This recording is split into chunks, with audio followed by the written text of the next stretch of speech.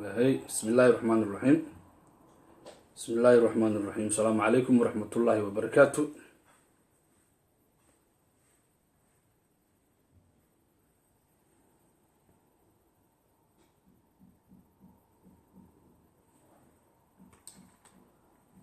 بسم الله الرحمن الرحيم. وعنا ونكسن إذا الكيمبا ملك السؤال الدنيا دعالة ذاك جوكتان قلب ونكسن برغة ونكسن هير ونكسن دور ونكسن عصر ليغ ونكسن عويسين ونكسن في نمو ونكسن انت هذا كل دافع الدنيا نفك الله نول نهاي حوسه الرئي ما شاء الله فرحان وسلام يا سودو فرحان حدك مولود ما شاء الله بيلوت سرع لما انتي على سودو هذا ما شاء الله حمسي وسلام يا يتكلم من أركيني من دمانتين بويد السلام يا وحمد الله يا مالو ونكسن أما أبي ونكسن سهروا وعرب بابتي حلة كستي ملك كستي انتهي وبرنامج قارة أو قدرني قول دروي كتاريخات اللي قد حلو وياه هي نولش الدنيا ده برنامج كاسي أيام الدنيا ناين المنطقة هذا له وحنا قلتم تنصن دونا حدو إلى يرادو غيبة كم إذا دجال الصوماليات أو أي كتاج انتهي أرنتن أن أو قدرني قول دروي كتاريخات marka goor dhab ayaan u geli doonaa hal soo dhawaado insha Allah dhamaantiin waxaan idin leeyahay soo dhawaada gacmo furan qalbi furan ku soo dhawaada dhamaantiin waan soo dhawaanaa dhamaantiin hal soo dhawaado ma sha Allah waxaan ka marnay barnaamijkeena aynu caawa ka hadli doonaa ama galabta aynu ka hadli doono iyada lafteeda guul darooyinka siyaasadeed waxa ku sidkan guul darooyinka dhaqaale iyo kan dhaqan ayaa labadooda ku sidkan marka mid walba halka ay ka soo gali doonto ayaanu isdul taagi doonaa haddii Ilaahay yiraahdo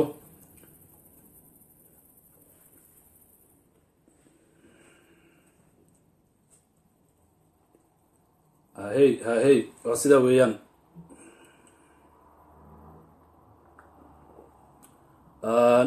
master dugsiya aad baan ku salaamayaa Yaasiin sidoo kale Afrika habar soo dhawaad aad baan ku salaamayaa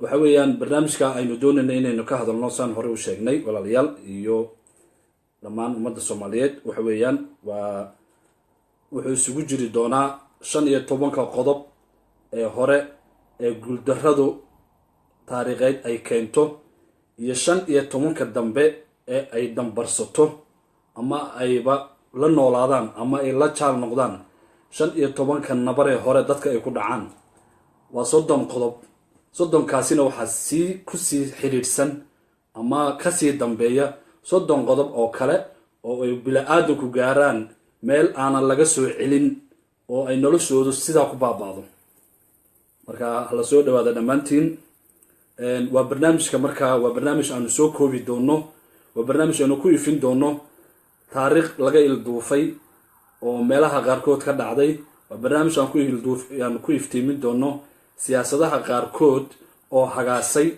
ama dambas noqday sidaas oo kale marka waxa weeyaan goor dhawaan u geli doonaa haddii Ilaahay igu simo qodobadaasi oo doonayna mid isu dul taago dhamaantiin marka mar labaad iyo mar saddexaad ayaan idinku soo dhaweynayaa anigoo Faisal Abrone waxaad naga daawanaysaan Airo TV iyo aalada Facebook oo live ah barnaamijyadeenu inta badan waxay isugu jiraan runka hadal ama dhabka hadal kuwaasi oo marna aynu ka hadalno sooyaalka ummadda Soomaaliyeed marna aynu ka hadalno dhaqankooda marna waxaynu ka hadalnaa afka guunka ee bulshada Soomaaliyeed oo Ilaahay hodanka u siiyay hadaba xawaal iyo ninkeed waxa loo kala dareer barnaamijkii ayaan markaa insha Allah aan soo habayaa ama aan hortiina soo keenayaa guuldarooyinka taariikheed qodobka ugu horeeya ee bafurka aan uga dhigayno waxa weeyaan waa tallaabooyinka burburka bulsho tallaabooyinka waa salaan ama sare loo fuulayo ama laga soo dhaadhacayo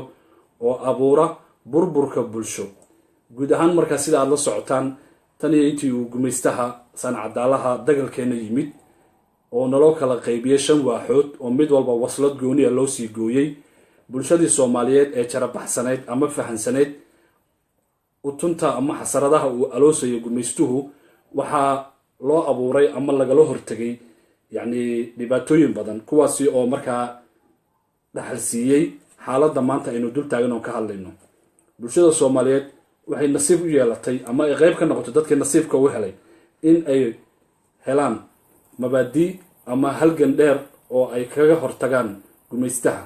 halgankaasi marka waxaa hareer socday diihaal iyo daranyo iyo rafaad oo dhinac ah iyo barwaaqe iyo baraaro iyadoona dhinaca kale ah. marka halgankaasi dad badan oo Soomaaliyeed wuxuu ku keenay ama uu ku sababay in la barabixiyo oo baradii ay ku noolayaan ama degalkii ama deegaankii ay ku noolayaan ay ka baxaan. taasaa marka sababtay burburka taariikheed, burburka bulsho inuu sabab u noqdo. qodobka koowaad ee lagu garto bulsho uu ku dhacay burbur waxaa kow ka ah kan soo socda. xarafka koowaad, saaxada siyaasadda oo laga baxo. dadku marka ay hoggaan leeyihiin oo hoggaankoodu uu yahay midka kala dabaasho waayaha adag, oo hoggaankoogu uu yahay midka u odarasa, oo hoggaankoogu uu yahay midka ku haya dadnimadooda iyo waxay ahaayeen, markii meesha uu ka baxo oo ay saxada siyaasadda banneeyaan, dadkaasi waxaa qayb ka ah waxa weeye waa tallaabada ugu horeyso ee lagu garto bulsho sii burburaysa. qodobka labaad ee lagu garto iyaguna ama ayba dambarsadaan ama ay dhaxlaan bulshada noocaas ay burburta waxaa ka mid ah hoggaanka dhaqanka oo wiiqma. deegaanada Soomaaliyeed waxaa jira beelo badan oo Soomaaliyeed oo qarniyo iyo qarniyo dagaallo ku jiray, markii dambena arrimo isbiirsada darteed ay saxada siyaasadda uga baxeen, magacoogiina uu sidoo ku baaba'ay, oo qaarna ay ku muusoobeen oo ku biireen qabaa'ilo kale, qaarna ay sidaa maanta dunida uga baxeen. qabaa'ilo marka sidaas oo kale ah oo waxaa jira waddadaasi haya oo saxada siyaasadda ka baxay, boqolkii sano la soo dhaafay saxada siyaasadda ayay kasii baxayaan, laakiin isma dareensano dadka iyaga ah, isma dareensano laakiin saxaday kasii socdaan.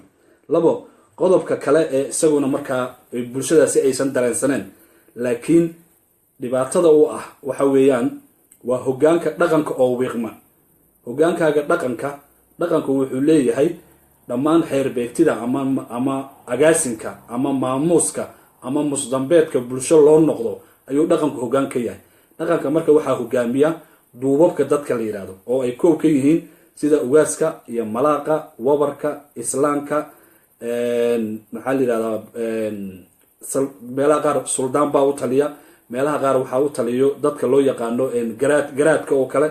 marka dadkaasi marka ay saxada ka baxaan oo ay kaalintooda gabaan waa tallaabada labaad ee bulsho lagu garto inay sii burburayso.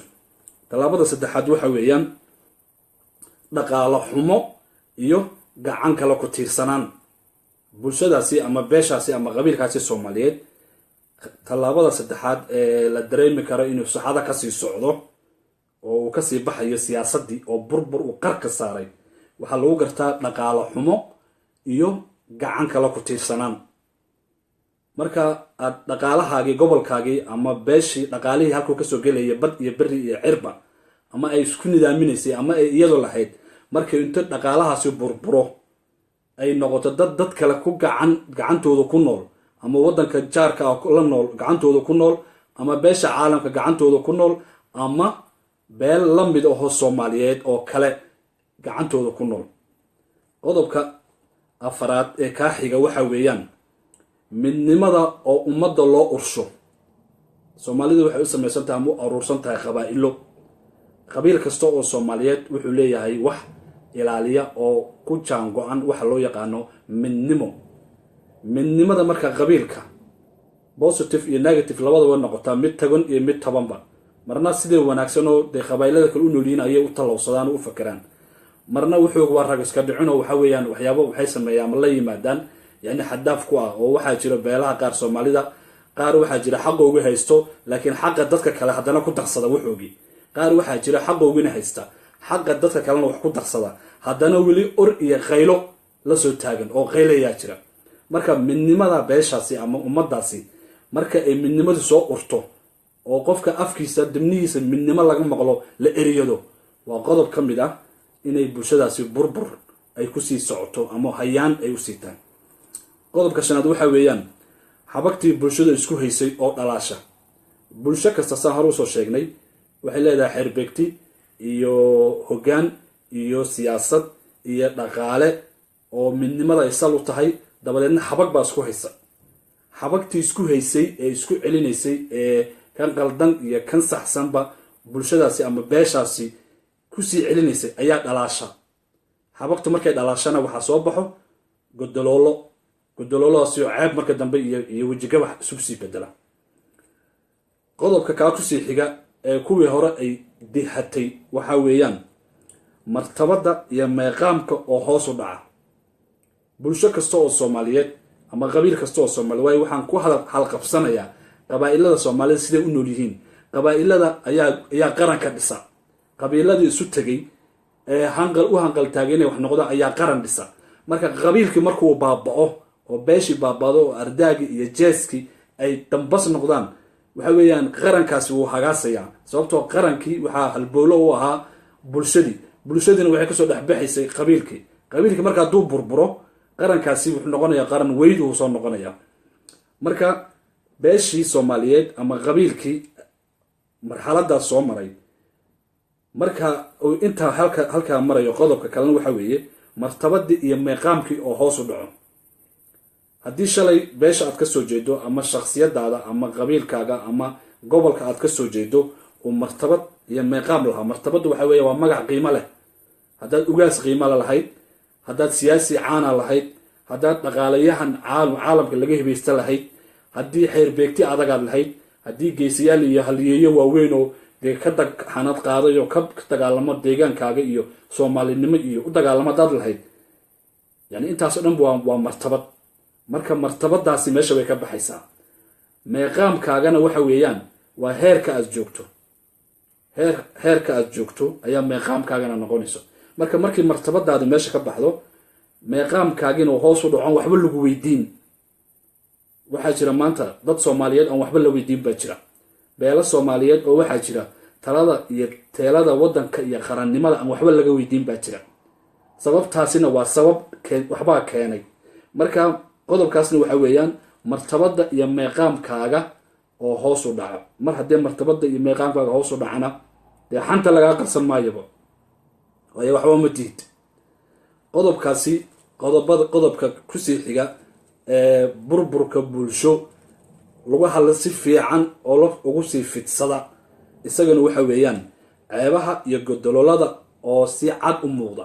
ceebahaaga shakhsiyadeed, ardaa, beel, qabiil, qaran, intaba ceebahaasi iyo godololada ceebtaada waxa weeyaan dee wax walba waxay leeyihiin sir. ummad kastoo isku aruurta oo si beeleed iyo si qabiil iyo si qaran isugu aruurto waxay leeyihiin sir qaran, sir beeleed baa jirta, sir qabiil baa jirta. sirtaasi waa tan lagu hago nolosha dadkaasi deegaanka degan. marna si qaran ayuu qaranku ugu hagaayo. waxaa qaranku ka soo baxaa wasaaradaha qaabilsan hagaajinta iyo horumarinta bulshada, dhaqaalaha, kaabayaasha dhaqaalaha, ciidanka sida loo nidaaminayo, dagaalada la gelayo, cadowga sida lagu hortagayo iyo qaranka ka soo baxa. deetana shacab xambaaraa jira oo shakhsiyaada u darban. shakhsiyaadkaasi markay caadaystaan marka inay nidaamkaasi aan kasoo hadalnay heerka markay gaaraan sirtii ayay dusinayaan. kii markaa qaab qabiileed sirti u hayana wuu dusinayaa. waa waxaan whistle blower la yiraahdo oo dabadeedna dee iminka ay maanta adduunyadu dadkii ceebaha lagu keydiyey ay qarxiyaan. marka godololadaada iyo ceebahaaga marka iyaduna ay dibadda usoo baxaan waxa weeyaan waxaa lagu sii durkayaa ceebtaadii iyo dhibaatooyinkaagii. qodobka markaa intaa kusii xigo markaa intaad soo dambarsato qodobkaa isaguna wuxuu noqonayaa saboolnimada oo hargaha goosata.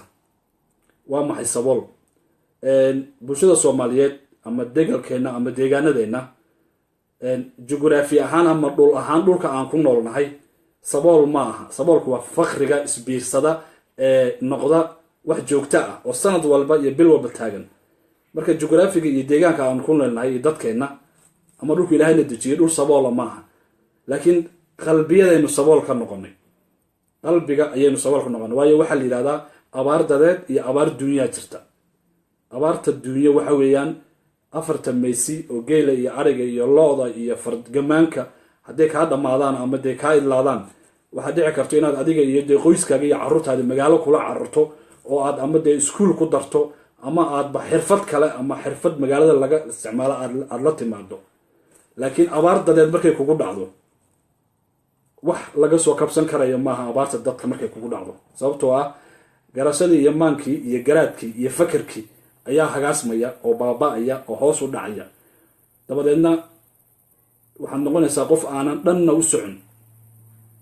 dameertii la yiri horeyna uma socoto gadaalna uma socotaad noqon, sababtoo ah abaar dadeed baa kugu dhacday. kii wax kuu odarasayey, wax kuu alifayey, wax kuu curinayey, kii wax yeelayey, kii maxaa la yihahdaa wax hiigayey, kii dadka wax barayey, kii dadka fayadhowrayey, mid kasto ayaa meesha ka baxaya. marka waxaa kugu dhacaysa abaar dadeed. saboolnimada marka oo xargaha goosata weeyaan qodobadii hore kusii xiga. dabadeedna heer aad gaadho dee in aad kala garan weydo waxa wanaagsan iyo waxa xun, waxa maanta dhacayo oo kale. waxa san iyo waxa wanaagsan waa la kala saari laaya, sababtoo ah saboolnimada waxay keentay qofkii inuu u nuglaado noloshu qofki markuu u nuglaadana wax waliba oo la siiyo ayuu ku shaqaynayaa, kuna sheekeynayaa, calooshiis wixii ku jirana kusoo saaraya. $10 ayaa odaygii dhammaayee beesha hogaaminayay ama reerka hogaaminayay ama laga hibaysanayay ee duubka ahaa, $10 ba haddii saadka loogu shubo oo maanta wuxuu doono samaynayaa. siyaasigiina waaba sidaas oo kaleo saanta loo jiidaa. shanqadha saanta sanjiid ayaa la yihahdaa. saanta xoolaha la hor jiido sida igar maqaarleyda oo kale. neefka geela marka ay ilmuhu ka dhinto ama ay ilmaheeda diido, siyaabo fara badan baa jiro ilmaha loo ogolaysiiyo. marka sanjiidka waa qayb ka mid ah. siyaasigii soomaaliyeed maanta saanta la jiidayo ayuu hadbadan u socdaa. mar imaaraadka saanta loo jiidayaa, mar kenya loo soo jiidayaa, mar waxaa loo soo jiidayaa meesha la yiraahdo Addis Ababa, mar dagaalkii soomaaliyeed ayaa gudihiisii maalinba gobol lagu jiidayaa. marka heerkaasuu gaaraya, dadku heerkaasi ayay gaarayaan. saboolnimadii marka waxay noqonaysaa aqal waliba iyo meel waliba iyo kaalin walba in laga soo helo sabool darban oo u diyaarsan inuu wax burburiyo oo wax cuno oo wax baabi'iyo. qodobka intaa kusii xiga ee hoogga iyo ba'a marka lagu sii siqaya aynu u tallaabayna wuxuu yahay dadka oo meherad, dadka oo aanan marnaba ka baqan in ay wax allaala waxa ay doontaan ay meherad ka samaystaan. meheraddu waa wax la yaqaano oo dhab ah oo qofku uu u shaqo tago oo uu xilli ka shaqeeyo, ama 8 saacadood, 4 saacadood, 12 saacadood. meheraddu waa wax la yaqaano magac leh oo meel wax ku qoran tahay oo saacad la galay saacad laga soo baxa leh. laakiin qofka heer wuxuu gaarayaa wax kasta uu meherad ka dhigto. meheradaasina xilli walba way furan tahay, habeenkii way furan tahay, gelinkii dambe way furan tahay, subaxii way furan tahay, sababtoo ah dee xaaladahan sheega inuu soo dambarsaday. qodobka marka intaa kusii xigo oo la geli doono isaguna waxa weeyaan guud ahaan rajada bulsho, qabiil, beel, qaran oo ku soo aruurta waxa loo yaqaano calaacal iyo yoyotan iyo yuus iyo baryo. guud ahaan rajadii ilaa waxa weye qofka waxa la yihahda intuu nool yahay rajadu way jirtaa, laakiin rajadii markii qofkaas wax tooyataba war salaamu calaykum waa dhigadaa salaamu calaykum tada mooyaane ma nolol baa jirta, maxaanu haynaa, waana la qadiyey, waxuuna lama siine, reer hebel baa wixii qaataye maxaa weeyaan dee waar way igu taagan tahay, war cadceed baan xambaarsanahay. waa rajadii oo soo xiranta. marka waa yuus iyo yoyotan iyo baryo. war ilaahay ka cabso oo dee ilaahay baa jiro, dee maanta waxbaa la helaayo, berri waxbaa la heli doonaayo. may war waxaa ma jiraan. shalay niyo xaaladdu sidaan may ahayn, sidaan way ka duwanayd. war maanta niyo de war maanta laisma bixinaye, dee maxaad haysaa dee ii dhiibdee, maxaan kuu dhiibaa niyo, aniga adaaba ku wareysanaya, adaam islahaa ninkii isagaaba shaarkiisu qurux badanya maanta wax weydiisatide, war waxba ma hayo. rajadii marka intaas kusoo meereysanaysaa. rajadii intaa ayay kusoo meereysanaysaa. intaa kadib waxaa loo sii tallaabayaa qaybihii ugu dambeeyey ee 15 qodob ee hore ee ay dadku dambarsadaan marka ay burburaan, ay bulsho ahaan u burburaan. qodobkaas waxaa kusii xiga dadka oo caadaysta falal gurracan iyo wax nacab iyo aan loo kala saari karin cadow. dadka oo caadaysta, bulshadii oo caadaysata falal gurracan.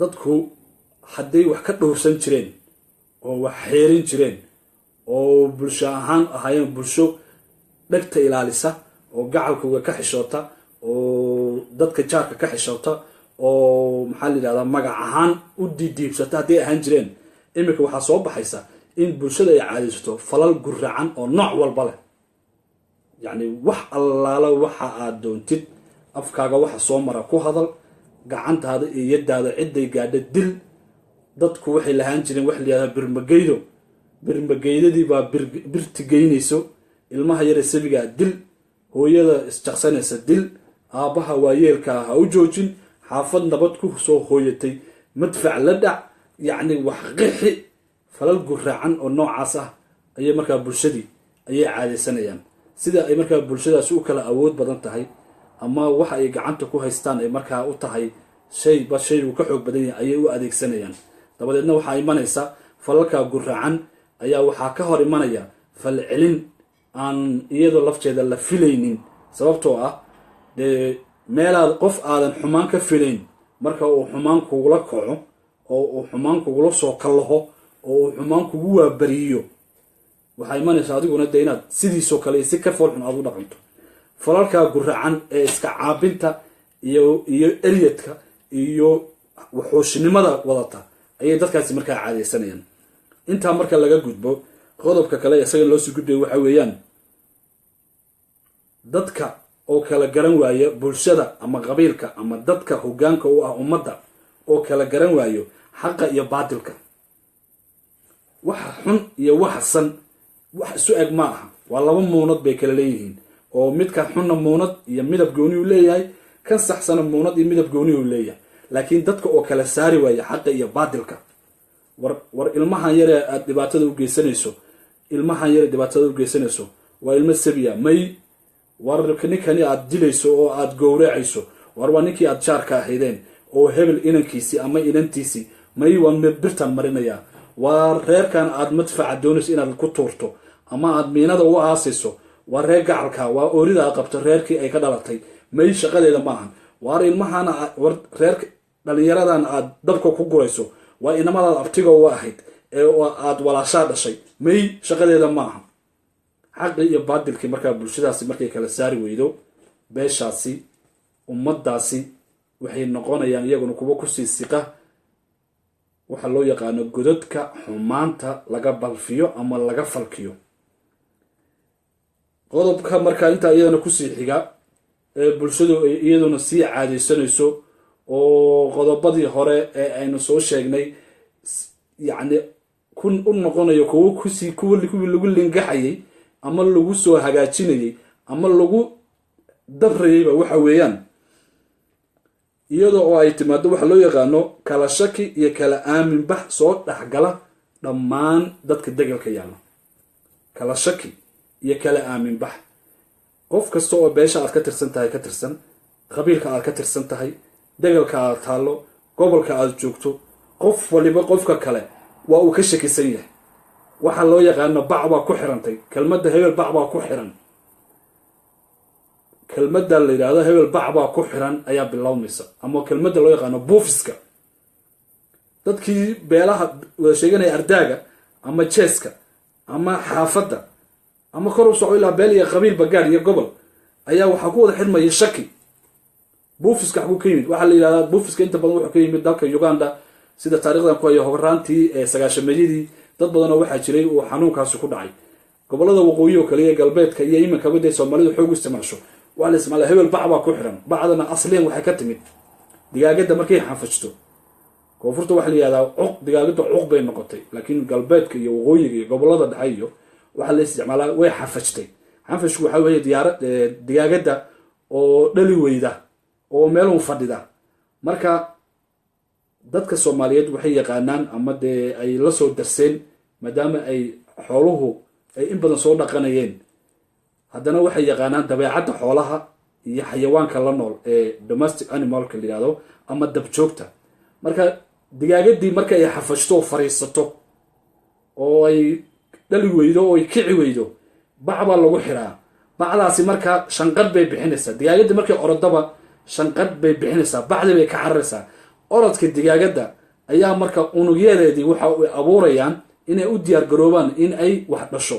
marka shanqadhaasi iyo orodkaasi waxaa looga danleeyay digaagadii inay ka kacda meeshii ay ku jirtay ama ay cuqda ku hayd ama ay ku xanfashanayd, dabadeedna waxay diyaar u tahay inay markaa ukuntii dhasho.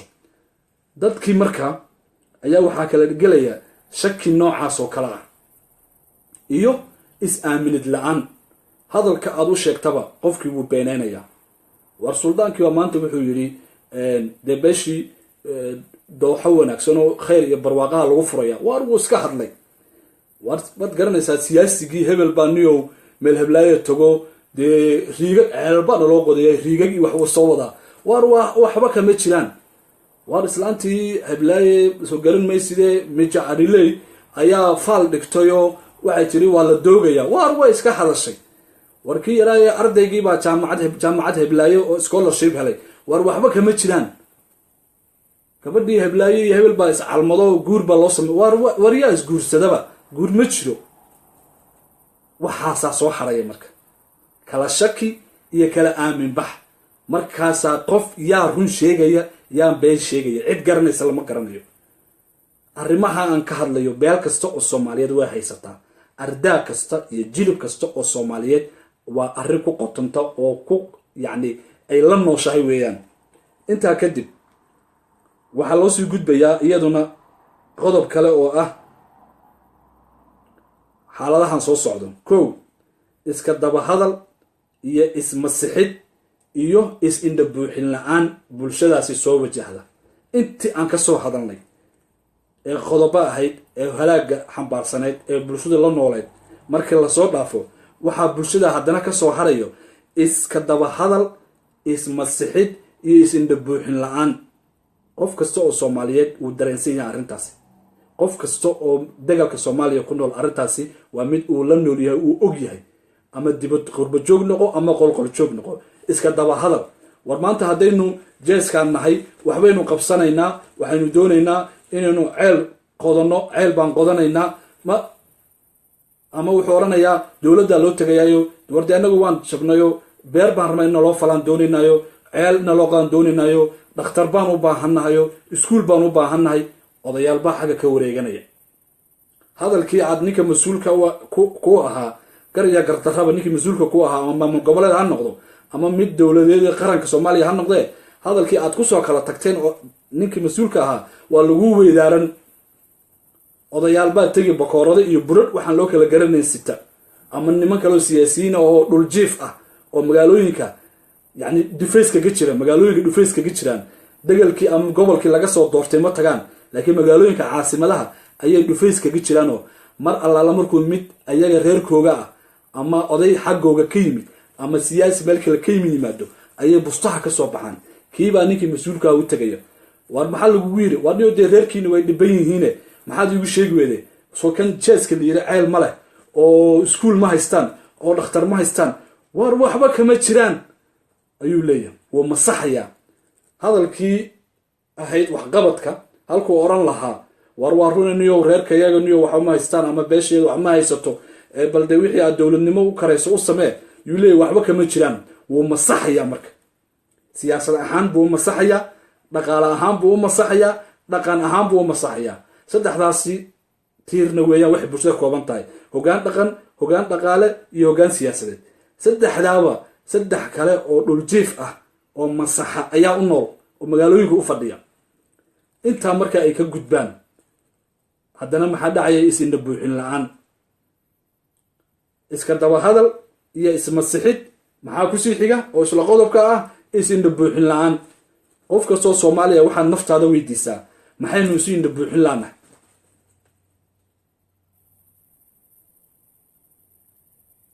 maxaynu isu indha buuxin laanahay?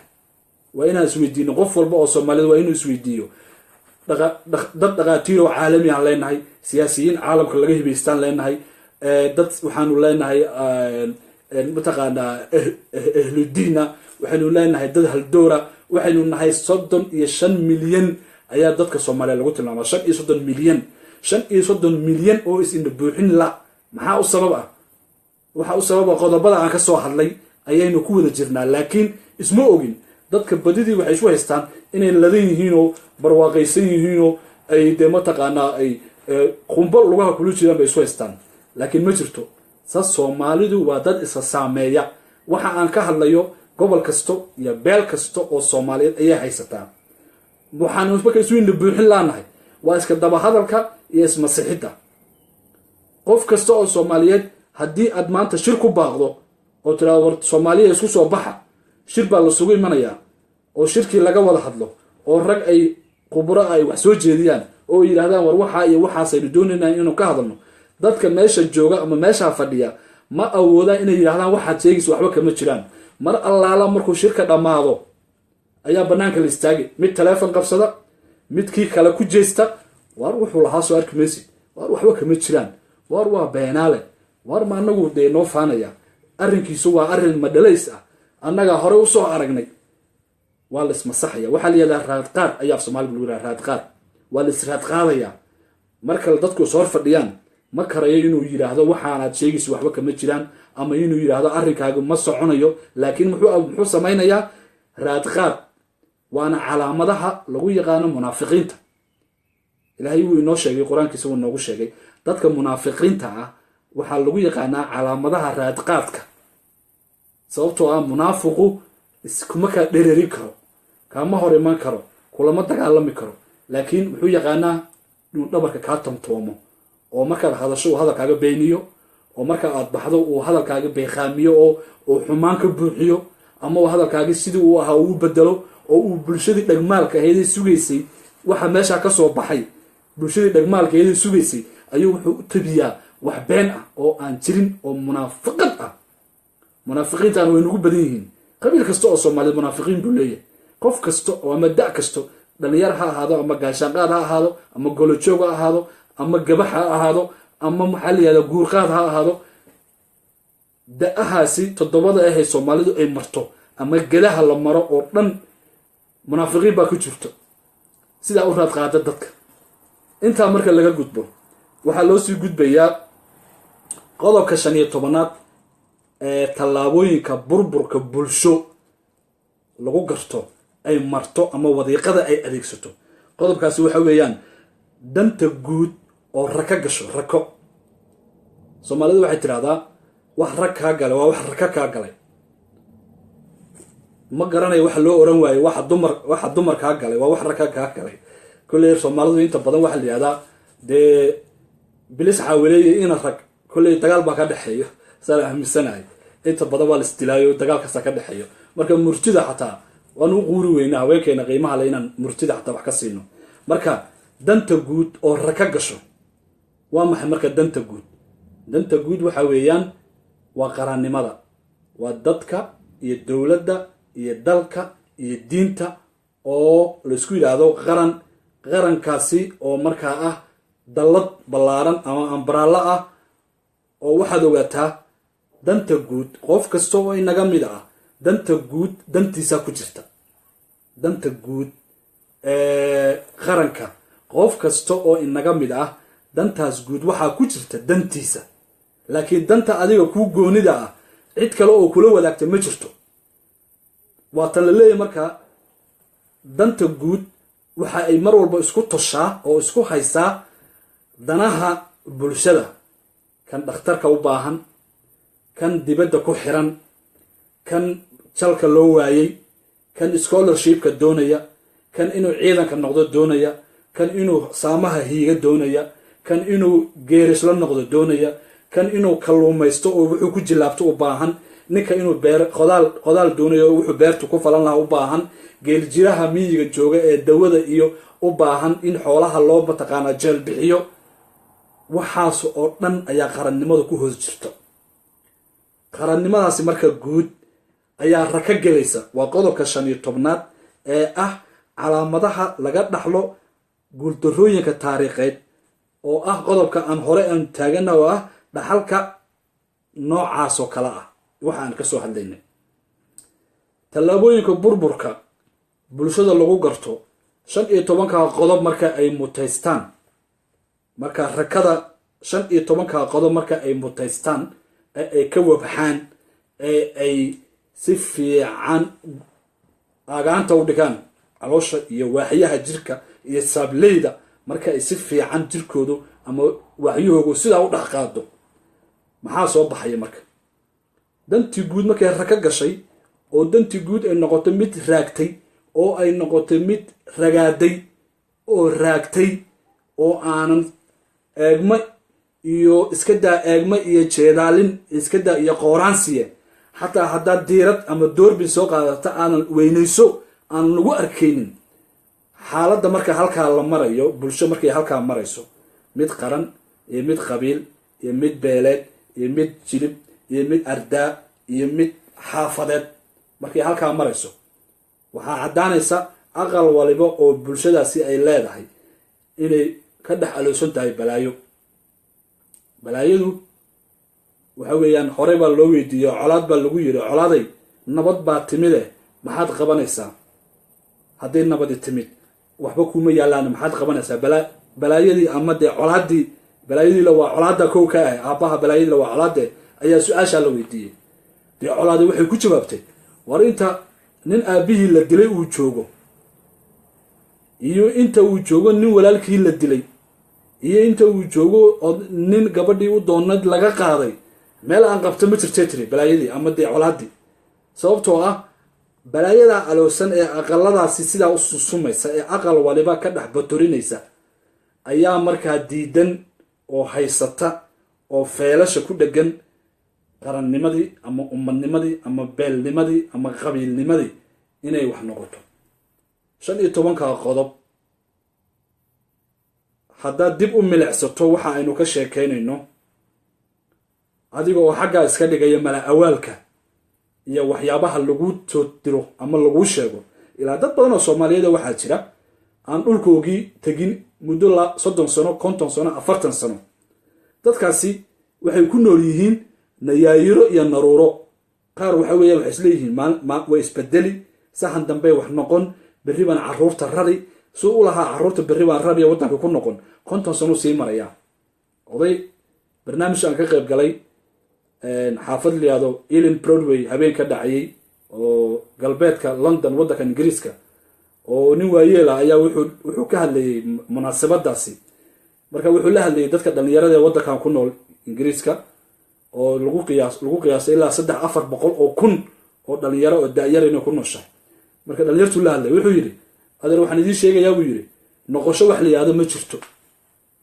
wuxuu yiri 70kii baan bilaabay buu yiri inaan xamaamteeda ka qaato wadankan oo Soomaaliya ku noqdo marka uu hadlayna waa 2017 marka dad badan oo Soomaaliyeed waxa jira niyada ku haya inay wadankoodii ku noqdaan oo jecel ama wadankoodu iyo barwaaqo iyo baraaro ama dadkii oo isjecel ugu dambeysay oo niyada maalin inay noqdaan ku haya waxa jira dad badan oo Soomaaliyeed oo wadankooga looga soo tabiyo wanaag oo liyaado waan baraarnay annaga haysana wasiirada ugu shilis ugu fiican dhulka quruxda badan la inaga degan dooxooyinka biyaha leh iyo meesha maran beeshayada iskale gawaarida dareemuuska ee magaalada de ishu qabataba beeshanada iskale de meheradaha iyo hoteelada iyo dukaamada waaweyn de beeshayada iskale dad noocaasi ah jira oo dad bulshadaasi ay wax ugu soo tabiyaan laakiin xaqiiqdu sidaa maaha bulshada Soomaaliyeed qodobada aan ka soo hadlayo reer ay ka maqan tahay su-aasheeda ama hadalkayga waxa ahaa oo ku soo axalaya qaybtan ugu horeysa su-aalan dadka weydiinayay online-ka ku jira bal qof walba isweydii reerka aad ka soo jeedo marxaladaha aan ka sheekaynayo miyay haysataa mise ma haysato waxaan qirayaa oon ogaal u ahay oo aan la socdaa 90% bulshada Soomaaliyeed marxaladaha aan ka hadlayo inay ku jiraan 10 soo hadhay 10kaasi qaabka ay marxaladan uga badbaadeen marka aan ka hadli doonaa inta marka aan ka gudbo waxaan gelayaa wajiga labaad ee ay dhasho balaayadan iyo baaskan iyo otumahan iyo marxaladahan iyo is arag inta buuxin la'aantan iyo saboolnimadan iyo kala shakigan iyo waxaan ka soo hadlayay waxa ay dhasho oo ah yani stageka labaad ama wejiga labaad ayaan u geli doonaa insha allah.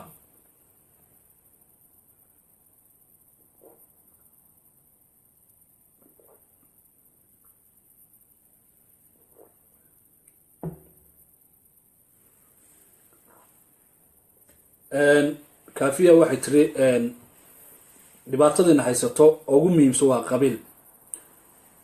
waa runta, laakiin qabiilku wuxuu qeyb ka yahay dhibaatooyinka dhibaatooyin qabiilka ka xun baa jira. marka waan usoo noqon doonaa insha allah. qofkii doonayo inuu aragtidiisa halkaa kusoo qoro waynu falanqeyn doonaa insha allah. qofkii haysta tablet isticmaalaya waan soo qaban karaa. haddaad tablet samsung tablet isticmaalayso waan ku soo qaban karaa. wixii aragtidaada ana kulle waad noo soo tabinaysaa. marka wejiga labaad ayaynu u gelaynaa si barnaamijkeena aanu buddigiisa ama murtidiisa aynu usoo koobno. wejiga labaad ee barnaamijkeenan aan ugu magac darnay guuldarooyinka taariikheed. guuldarooyinka taariikheed iyo waxaa jira guuldarooyinka siyaasadeed. guuldarooyinka siyaasadeed way noo dhiman yihiin, waa barnaamijka loon ka sheekeyn doono. laakiin guuldarooyinka taariikheed lafteeda waxaa weeyaan wuxuu qeyb u halbowlo furan yahay guuldarooyinka siyaasadeed. qodobkan marka waxaan u gelaynaa wejigiisi labaad. 15 qodob baan kasoo hadalnay. 15 qodob oo kale ayaa inoo harsan oo wejigii labaad ah. wejigii labaad marka wejigii koowaad waxaan u bixinay tallaabooyinka burburka bulsho. tallaabooyinka burburka bulsho ayaa wejiga koowaad u bixinay. wejiga labaadna waxaan u bixinay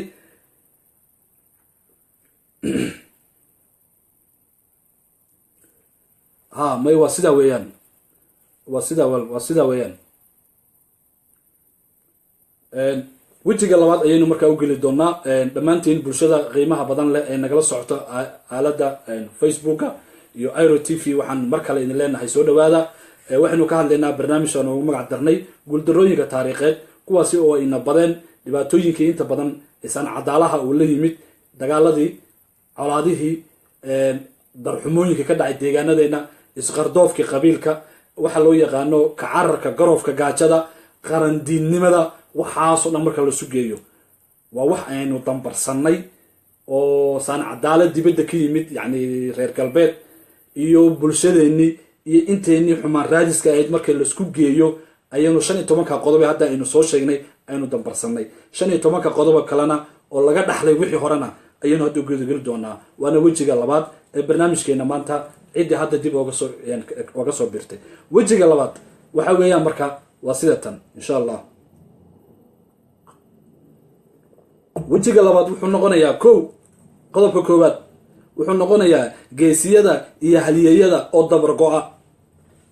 ila soco weedheeda la soco. waxaan ka hadlayaa waa laga soo bilaabo aqal ilaa qaran.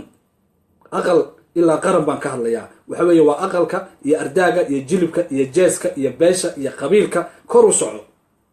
guri kasto oo soomaaliyeed waxaa ka dhasha ama hacow ama halyeey, labadaasaa ka dhasha. geesi laga giigay oo wax badbaadiyo, nolosha badbaadsho iyo waayaha iyo waktiga, dagaalyahana ummadiisa wax u hura, dhiig u hura, dhaqaalo u bixiya, af u hura ayaa ka dhasha. ama hacow loo hara-a oo dadka lugaha qabta oo waxa dadka un arka oo wixiise aana ilaahay tusin, labadaas baa kasoo dhasha. haddaba qodobka koowaad wuxuu noqonayaa geesiyada iyo halyeeyada oo dabargo-a. dagaaladeena iyo beelaha soomaaliyeed ee qiimaha badan leh waxaa kasii dabargo-aya shinidii geesinimada iyo halyeynimada iyo ayaa kasii dabargo-aysa. sababtoo ah 15 qodob ayn kasoo hadalnay ayaa dhaxlay, waa la iska dhaxlay. waa qodob halyeeyada iyo geesiyada oo dabargo-a. dabargo-u ma ahan un in dadka un la waayo ma aha. dabargo waxa weeyaan kaalintiisiyo banaanaata. dabargo waxa weeye waa kaalintii geesiga ama halyeyga oo banaanaata. beeshuu kasoo jeedo sidii doonaa loo tacadigi doonaa loo geystaa, ma jirto cid ka hadlayso.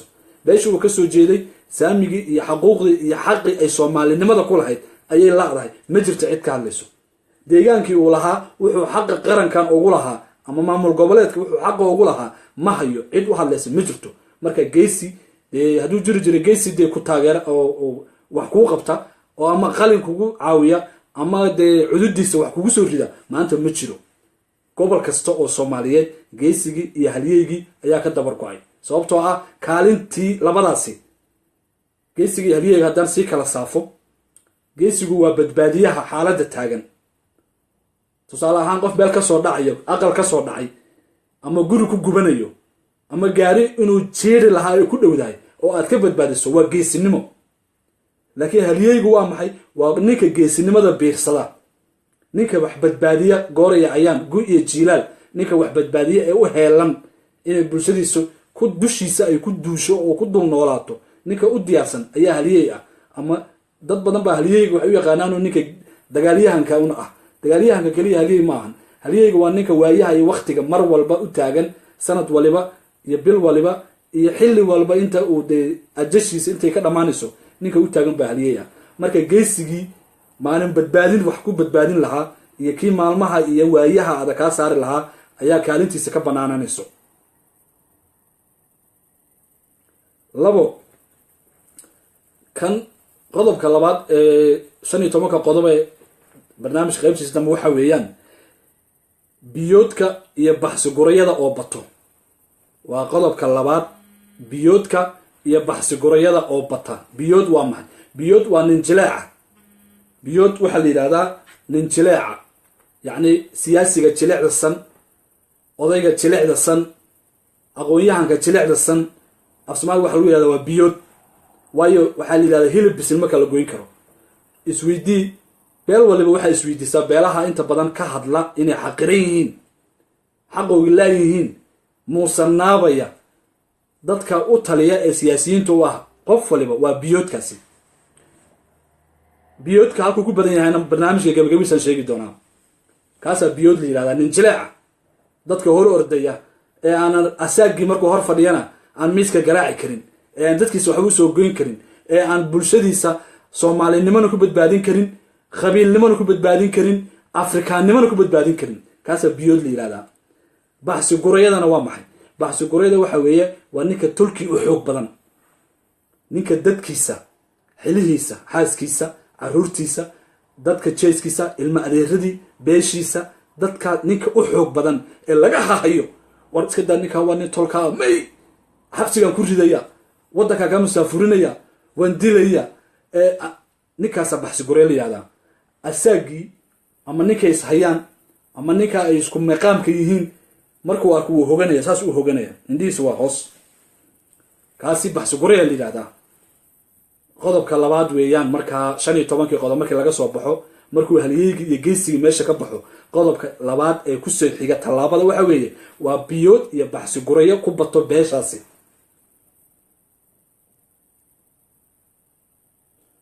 intaa markaan kasii gudubno, qodobka 3aad waxa weeyaan ee la dambarsanaya isagana, oo labadii hadda aan kasoo hadlay kusii xiga oo 3aad waxa weeyaan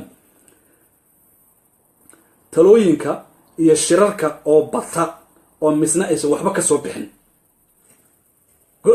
gorodaa la isgelinayaa. beelhablaayo waxay qabsataa sanadkii 200 oo shir ayay qabsataa. habeen walba waa la shiraa. waxaad arkaysaa intaas oo talo ayaa lasoo tabinayaa oo waxaa leeyahay halkaa aynu ka qabanno, halkaa aynu gufayno, halkaa aynu marno. talooyinkii iyo shirarkii oo boqolaal iyo boqolaal oo karkaarada jabsaday, haddana wax ka soo baxaya ma jiraan. wax ka soo baxaya oo gunaanad ah ilaa arrin marka meel laisugu keeno waa la gunaanadaa oo waxbaa ka soo baxa. dabadeedna waxaasa lagu meelmaraa, qaranka lagu meelmariyaa, qabiilka lagu meelmariyaa, maamul goboleedka lagu meelmariyaa, xaafadda lagu meelmariyaa. talooyinka iyo shirarkaasi waxba kama soo baxaan. waa qodobka 3aad ee 15 qodob ee tallaabooyinka burburka bulsho iyo mid ama qabiilba ama beeleedba nooca doonto qaado. 4 hogaamiye dhaqameedyada beeshaasi ama qabiilkaasi oo noqdo tusbax go-ay. tusbax go-ay waxaynu naqaanay oo dee sooyaalka ama taariikhda ina baraysaa, amaba dee in badan oo inaga mid ah ay u soo joogeen. qabiil leh hoggaan dhaqameed la yaqaano oo la maamuusay, hoggaan dhaqameed la maamuusay oo la milgeeyey oo lagu caanadaadiyey oo laysla og yahay, ama garaad ama ugaas ama malaaq ama islow ama wabar ama waxaa doontida ugu yar ama suldaan ama beeldaajiye, waxaa doontida ugu yar.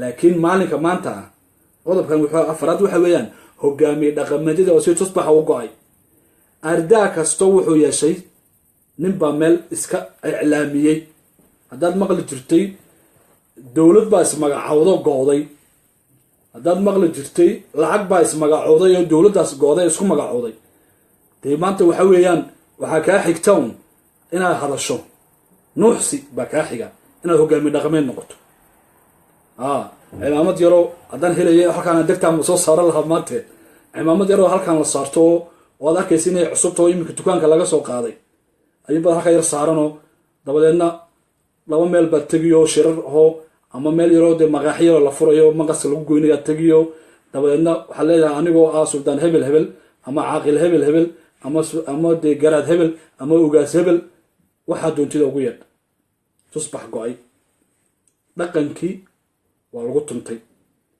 haddii waxaan kasoo hadlaynay ay siyaasadii iyo dhaqaalihii iyo noloshii iyo wixii dhanba ahaydna dhaqankiina waa kan waayo waxaa layidhi hal laba gacmoo la dheelmiyey dhanno uma fayooba hasha halkaan ka garaac halkaan ka garaac halkaan ka garaac labadii garbood baa hashii malax baa gelaysa ama maal bulshadeennina waa sidaa qodobka shanaad ee aanu qaybtaan kaga hadlaynay iyaduna waxa weeye waxaad ogaataan hogaanka dhaqanka soomaaliyeed wuxuu qeyb ka yahay ragaadinta ummadda mana ahan kuwii janawinka ahaa ama kuwii saxda ahaa ee la doortay ee la maamuusay ee lagu ogaa inay kaalintan kasoo baxaanna ma aha gebigoodaba waa la samaystay siyaasiyiin baa samaystay gebigooda intooda badan xaqiiqda intooda badan siyaasiyiin baa samaystay idinkana waa ogtihi annagana waa ognahay qodobka shanaad waxa weeye qodobkii lixaad wuxuu noqonayaa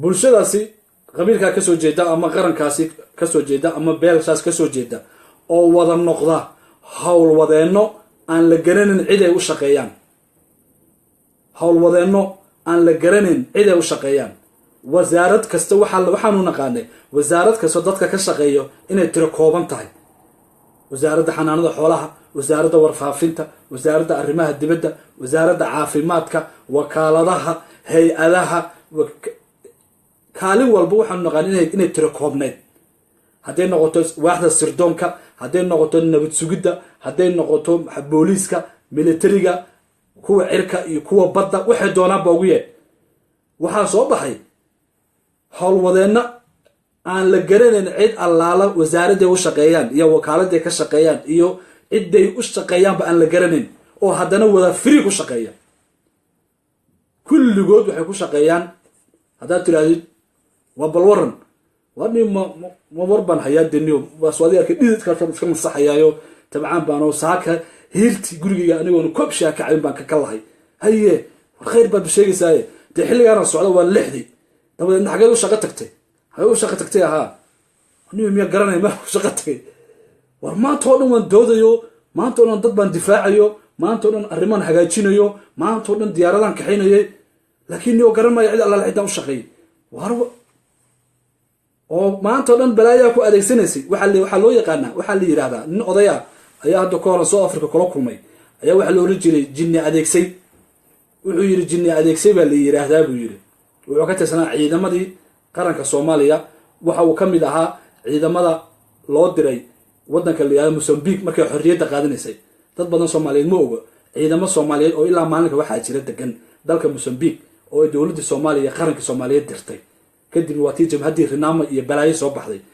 ninka odayga marka taariikhda waa taariikh dheer hadalka ila galay wuxuu yidhi waxaan ahay jinni adeegsay dadkan marka howlwadeenadani waa wada jinni adeegsay ciiddaasay ka bateen inanta yare ciyaal iskuulka ahee 6 sano jirto haddaad maanta waraysato wax aysan ka warqabin ma jirto wax kasta oo dhacay way ka warqabtaa cidna lacag kuma siiso aabbuhu waa jinni adeegsay hooyadu waa jinni adeegsay bulshadu dhan baa jinni adeegsay noqotay waa howlwadeenno marka qodobkan lixaad waa ummad howlwadeenno ah oo aan la garanayn cid allaala cidda u shaqeeyaan sidaasay u shaqeeyaan habeen iyo dharaarba xafiis kasta way buuxaan aqal kasto iyo waxaan ka wadaa geed kasta oo la hargalana way ku hoos jiraan oo maqaaxi kastoo shay laga caban way joogaan haddaad wareysatana sidii ninkaasi labadiina dhex martay wuxuu ku oranayaa maanaha waseexdaba habeenii maalin shaqaaba kaba raaf dilaac baa igu dhacay, cidiyihii baa soo baxay.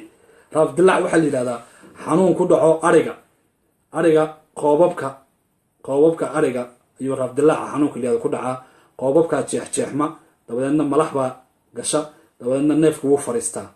marka waa murti oo waxaa la yihahdaa dee dadku hadday markaa noqdaan sidii dad ari raaf dilaac ku dhacay oo kale, yacni marba ribaa kaa hadhay, waxaad soo oranaysaa war 30kan kala badbaadi, mid kalea kaa hadhay 29kan saad u wadid 2 riyood ku saaraan baa laga yaaba haddaadan lex jeclo lahayn.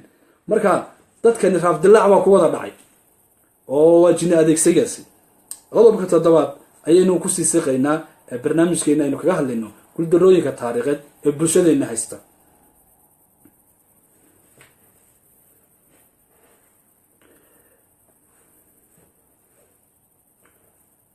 qodobkan 7 oo barnaamijkeeni waa naga gabagaba insha allah.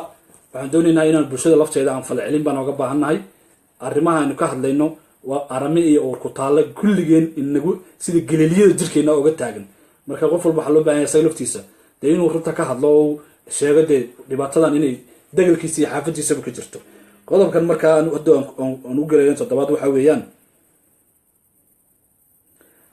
bulshada oo mar walba ku qamaam waad garan karaysaanoo dee dadka xoolo dhaqatada way yaqaanaan qamaam.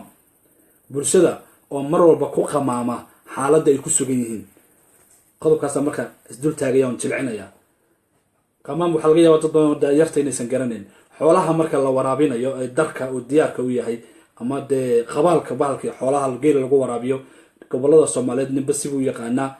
qamaamku marka xoolaha qaar waxaa jira haraadkii iyo dee maxaa la dihaarkii badnaayo soo mareen, biyihii la shubaya aanan isma celin karaan, isma xakaman karaan, ku ordayaan. markaasuu geeljirihii ama lo-jirkii ama arijirkii ulbuu la hortaagan yahay. marka xayn kalaa ku jirto oo qayb kalaa ku jirto oo biyihii cabayso ilaa xooluhu kalbay cabaane, kuwa kalea lala sugayaa. marka way qamaamayaan dad. marka qodobka marka waxa weeyaan aan hadda ku jirno dadka oo goor walba ku qamaama xaaladda ay ku sugan yihiin.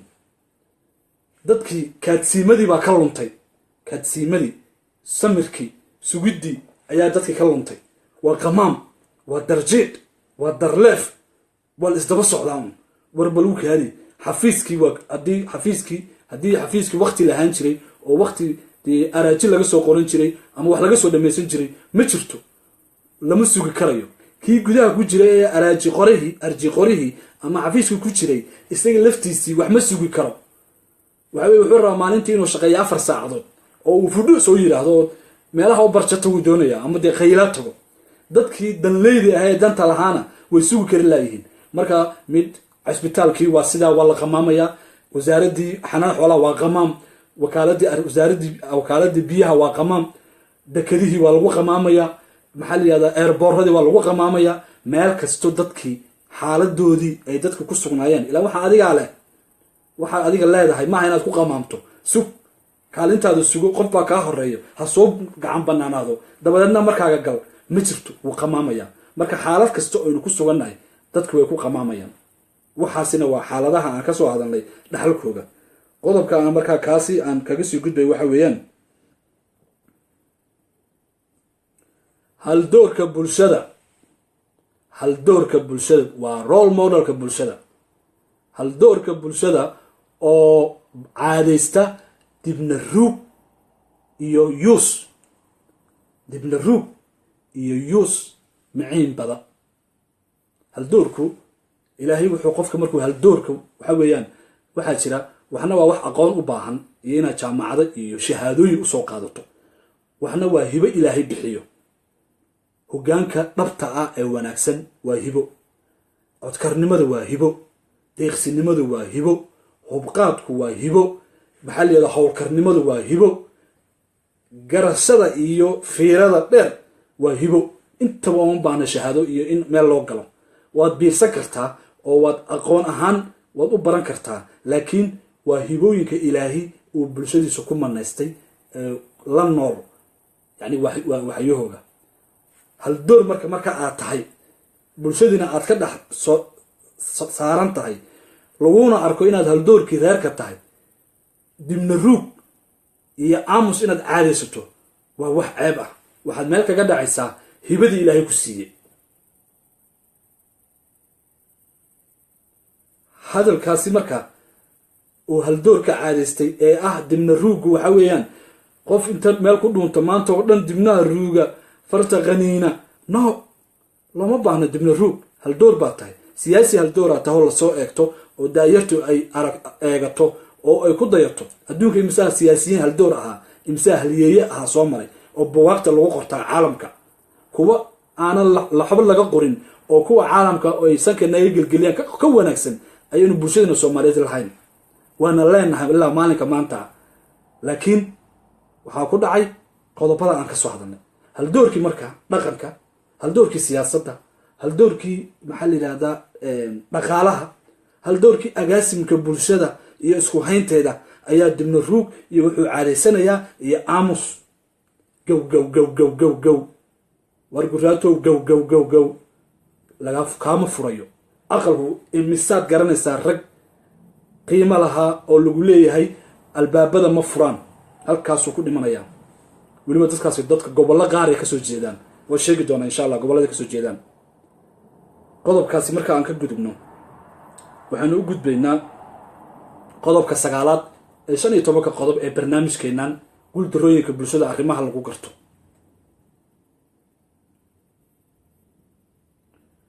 intaasi oo walaahow iyo waawaayo iyo sun isku qooshan marka aad damac ka siiso oo aad ina qurquriso oo aad ina sarajoogga ku cabto oo aad ina sariigato oo aad ina mirato oo aad ina sidii dee waxaan la garanay u cunto.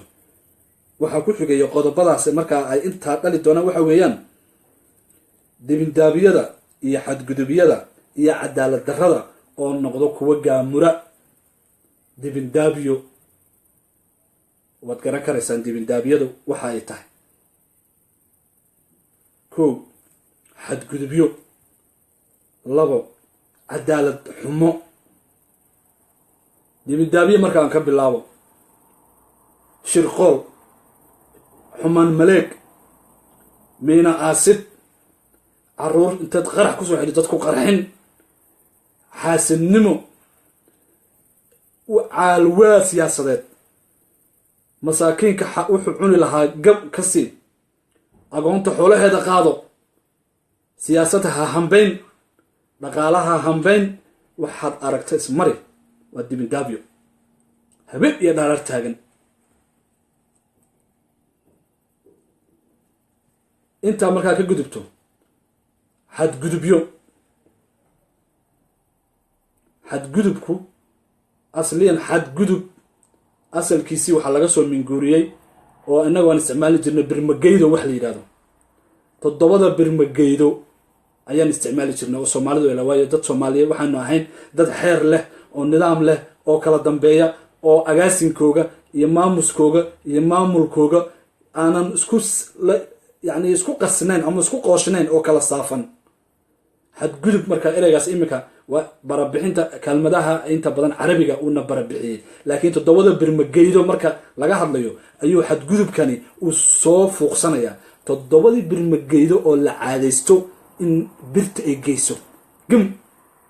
maxaa ka mid ah waayeelka, musaafirka, dadka safarka ah, maganta, qof magangeliyo qof magan ku ah, dadka mataqaanaa xirfadlayaasha ah, hooyooyinka, dhallaanka, dadka jilicsan oo maatada ama maxasta laisku yidhaahdo. waxaasoo dhan baa birmageyda ah. maanta laakiin birtu way geysaa. odayga waa dili dam dil, dhakhtarka dil, professorka dil, macalin qur-aanka dil, hooyada ilmahaas jaqsanaysa dil, ilmaha sabiga dhallaanka baabi'i. waa xadgudubyo, dibindaabiyo oo aad wixii aad soo samaysay oo dhan oo dibindaabiyo iyo shirqoolle iyo balaayo oo dhan aad soo maleegtay haddana markaad xadgudub ku darto maxay dhalaysaa marka? intaa markaad isu geyso oo aad isku qooshto oo aad ruuxdo waxaa ka soo baxaya cadaalad darro. aqal walba iyo degal kasto iyo meel waliba oo Soomaali ku nooshahay cadaalad darraa dhex ceegaagta, sidaas u dhex ceegaagta.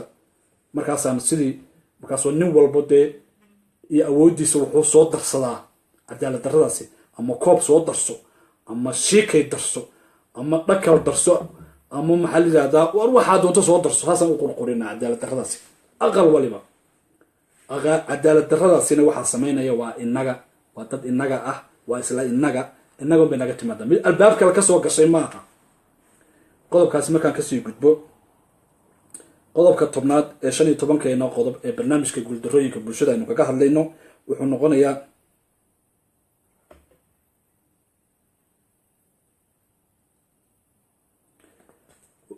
qodob halis ah oo wixii hore dhanba sii fuuqsanaya qodobka wuxuu noqonayaa dad aanan bulshadaasi ka tirsaneen oo hela xaq iyo xuquuq aysan lahayn ama qadarin dheeri ah la siiyo dad aan bulshada ka tirsaneen qabiilka ka tirsaneen beesha ka tirsaneen qarankaasi ama Soomaali aan ahayn oo hela qadarin dheeraad ah oo ka badbadin ah imisa inagu dhacday 30 sano ee aan baaba'sanayn intee arrintaasi ay ina saameysay dad aan Soomaali ahayn hay-adaha waddankeena ka shaqeeyo oo kumanaan kun oo hay-adood ah oo balaayo oo dhan ka shaqeeya yaa keenay oo qadariyey oo maamuusay oo suudka usoo xidhay oo garka ka soo xiiray oo usoo feedhay waa in inaga mid ah markaa dirkaaga ama dadkaaga qof aanan ahayn oo Soomaali aan ahayn oon kula dir ahayn oon kula dhiig ahayn oon kula dhaqan ahayn aad maamuuskii ugu sarreeyey inta siiso aad qarankaadii baahidiisii oo qalanna hor dhigto muxuu kaa samayn muxuu kaa yeeli qofkaasi waxaan arkay dad badan oo dibjiriin ah wadamadan waagii markaan caruurnimadii cadaanku waxaan u haysanay dad cirkaa tegayo yani dadka cad inay yihiin dad ajaa'ib aho aanan dibjir iyo dhuljiif iyo dayday iyo moorayaan iyo xayraan iyo aan lahayn baan u haysanay laakiin markaan wadamada reer galbeedka nimid in allaala intaan bulshadeenu ka mid laga helo iyaguna way leeyihiin hay-adaha NGO-yada la yiraahdo ama hay-adaha madaxa bannaan kuwa la yiraahdo waddankeena xaafad waliba jooga ee basaasiinta iyo isku dirka iyo kala celista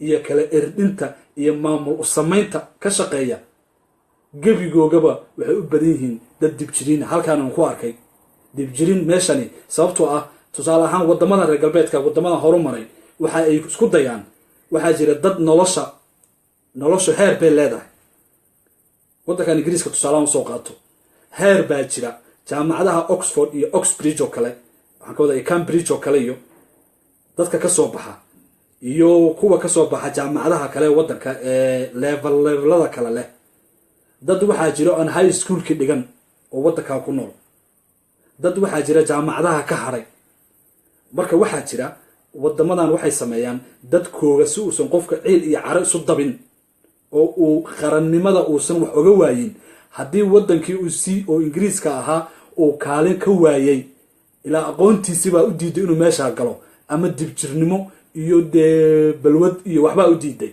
maxay sameeyaan marka si marka uu qofnimadiisa ay soo baabi'in wadamada dunida saddexaad loo bixiyo ku jirno ilaa dunida saddexaad ma nihine ilaahay dunida saddexaad nagama dhigin laakiin waxaad arkaysaa nin siyaasi oo meel soo taagan haddaan dunida saddexaad nahay dunida saddexaad wax leeyahay ma jirto adduunyada waa mid quraan koonkaasaan ku wada noolnahay hal koon baa jiro oo ilaahay uu abuuray oo la yiraahdo koonkan aan ku noolnahay oo yacni qaybta aan kaga noolnahay yacni meelayaasha kale waxa ku nool ilaahay baa garanaya oo qafuur raxiim ah laakiin anaga planetkan ama meeraha aan ku noolnahay waa mid qura marka duni koowaad iyo duni labaad iyo duni saddexaad wax leeyahay ma jiraan waxaasi waa dad caqliga lagaga soo shubay oo inagoo siyaasiyiin isaga ay dhigo waxaa la yiraahdaa marka ninkaasi luuserka ee waddankani reer galbeedka wadamadani ku baaba oo dambas maxaa la yiraahdaa tuxabtu gashay ama agoolku galay wadamadeena loo soo diraa barnaamij baa loo nidaamiyaa waxaa la yiraahdaa tusaale ahaan Soomaaliya dagaalaha ka socda waxay rabaan in laga caawiyo dastuurka qabiya ah waa wax la sameystay dastuurka Soomaaliga qabiya ma noqon karo waa wax la sameeyay dastuurkeena inuu dad islaam ay nahay maadaama dad islaam ay nahay waxaa jiro Soomaalidu waxay u jirtay war waxa weeyaan dastuurka diinteenna oo ina siinayo oo ina farayo iyo dastuurka soomaalinimada jira. xeer baynu leenahay, xeerar badan baa jira oo Soomaaliyeed. dastuurka marka waxa leeyahay dastuurkooga qabiye ah, wax naga qabiye ma jirto. ilaahayna qabiye nagama dhigin, sababtoo qabiye waxa qofka dhoohan ee aan waxba curin, ee aan waxba odarasin, ee aan waxba sameyn karin ayaa wax loo qabtaa. war manihin adduunyada cid naga firfircoon Soomaali ma jirto, wax naga qabiye ma jirto. marka waxa la yiraahdaa halka tago dastuurka Nairobi la fariisiyaa, dabadeedna Soomaaliya maxaa loogu talgalay dowladda Ingiriiska Soomaaliya sanadkan waxay siinaysaa 200 oo milyan. 200 oo milyan ayuu ninkii toxabta gashay halkan joogay wuxuu Nairobi ka helayaa 100,000 bishiiba. ninka way u helaysaa dowladdiisa 100,000. ninkii meelahan xabkaysanaya xabakoolaha waxa la yiraahdaa iyo koolo qolada reer Muqdisho yiraahdaa nin iyo koolaha ama xabkoolaha markuu 100,000 bishii Nairobi ku qaato, ninkaas Ilaahay ugu dhashay muxuu noqon karaa? waxa laga yaabaa ninkaas in qabki iyo noloshiisa ay soo noqoto oo la arka ninkiyo yani hiigsanayo inuu yani Cambridge iyo Oxford iyo uu dib ugu noqdo. yaa laga faa'iiday oo qab dhiska sameeyay. qab dhiskaasi ama qabkaasi la nooleeyay inaga sameynay, inaga ayaa qab nooleynta sameynay. marka qodobkani uu ila dheeraaday waxa weeyaan dadka aan bulshada u dhalan ama wadanka u dhalan oo qadarin siyaada ka badbadina hela. qodobka markaan ka gudbo waa qodobka 11aad oo barnaamijkeena oo naga sii gabagaba ah. wuxuu noqonayaa soo naqraacayaasha. qodobka hore daba socdaa soo naqraacayaasha oo xaalufiya dadka iyo deegaanka. naqraac waad garanaysaan oo dee miyiga laga isticmaalayo, dadka anigoo kale reer miyiga ah isticmaala oo reer baadiyaha yani reer banaadir iyo koonfurta iyo meelaha waa la isku cayaa reer baadiyaha taanoaadi, laakiin anaga waan ku faanaa reer baadinimada. marka naqraacu waxa weeyaan meesha wanaagsan ee roobku ka da'ay. dadka haddaan usu jecel dhalinyarada, meesha wanaagsan ee intuu roobka hogashu ku hoortay, roob fiican ka da'ay, doog fiican cosob leh oo wanaagsan lasoo naqraaca. marka naqraac baa layihahdaa. marka soo naqraacayaasha markaa oo soo naqraacay tamarteenna iyo badaha kalluunka ku jira iyo saliideenna iyo macdanteenna iyo xoolaheenna iyo caqliga iyo garashada wanaagsan ee bulshadeenna oo xaalufiyo dad iyo deegaanba. badihii waxaa loo samaystay wax la yihahdo pirates ama burcad badeed been ah. dhalinyaradii Soomaaliyeed ee gobolada xeebaha bari iyo xeebaha koonfur bari ku noolaa ayaa loo samaystay si waxa weeyaan marka aad doonayso inaad wax boobto. dardaarankii Araweele isticmaalaan nimankan reer galbeedka, yani waa inaad marka hore balaayo aloosto. balaayo alooskaasi iyo qiiqaasi meesha ka baxaya ayaad ka faa'iideysanaysaa. marka madaheennii waad ogtihiin 30 sano saasaa loo hiigayay. jaraaf cajaayib ha la keensaday, huufaraa la keensaday soo fujinaya dhagaxaantii ugxanta ay dhigan jirtay carasaanyada iyo kalluunka iyo kalluunkii aan la ogeyn yani heshiisyada caalamiga ah. kalluun waxaa jira aanan la daban ama aan la jilaaban, wax kastaa la qaatay. macdanteennii ayaad ogtihiin. soo naqraacayaashu ma ahanu reer galbeed iyo dad shisheeye oo sayaadiinta caalamka oo kaliya ma ahan. kuwa Soomaali ahaa jira, gobol waxaa jiro kasoo naqraacay gobolkiisa, nin shakhsiyaad waxaa jira gobolkooda ka yimid gobollo kale ku dul nool.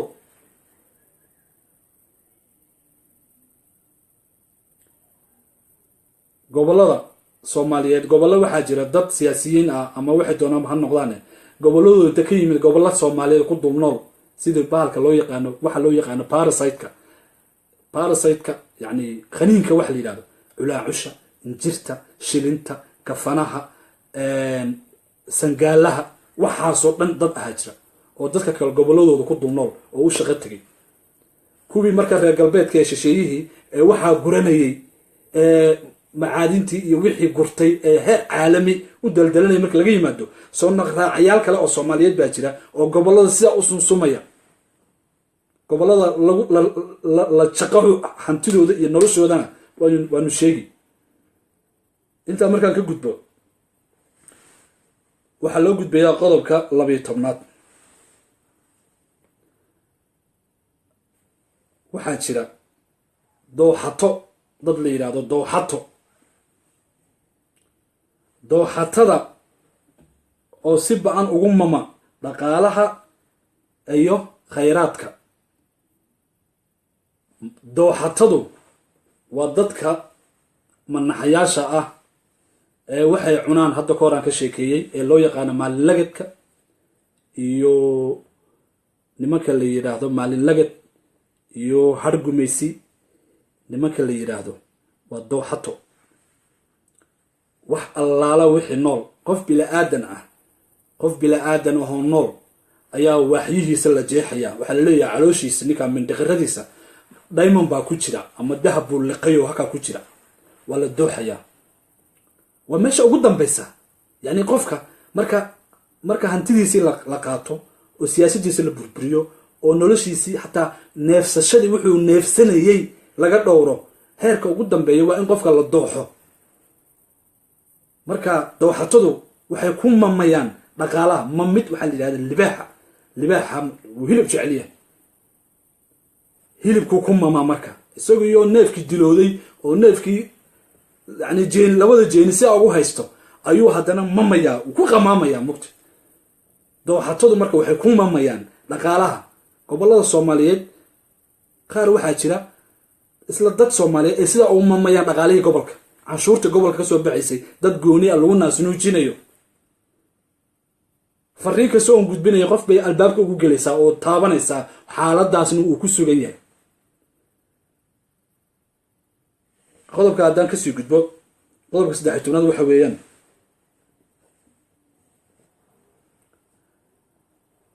xumaanta iyo qaladaadka. u fiirso, xumaanta iyo qaladaadka oo dusha looga tuuro mar waliba horgalada. horgal waa weed aada u qurux badan. anigu markii igu horreysay waxa weeyaan aan maqlo waxaan ka maqlay dhalinyar reer Khaatumo ah oo horgallo u yaqaano shakhsiyaadka ka shaqo tegay gobolada Khaatumo iyo Hargeysa fadhiya. marka xumaanta iyo khaladaadka oo dusha looga tuuro horgalada. awdal kuwa ka shaqo tegay baa jira oo Hargeysa u shaqo tegay oo sheegto wasiiro iyo wakiilo iyo xildhibaano. waa horgallo. kuwaasi Khaatumo ka yimid iyo maakhir ayay la mid yihiin. marka bulshadu markay ay intaas oo qodob ay soo marto, haddii islaani meel ku kufto waxaa la yidhahdaa horgale hebel ayaa islaantaasi kufiyey. hadduusan isaga ahayn islaanta mayna kufteen. oday meel dameer ku haraatiyey, dameer meel taagan, oday marqahasan ayaa dameer meel taagan hoosta ka gelayo, kolkaasuu haraati ku hubinayaa. odayga yaraaba dee xoraya ama gacmaha ka jajabayaan. waxaa la leeyahay horgal hebel ayaa odaygaa dameerka u diray.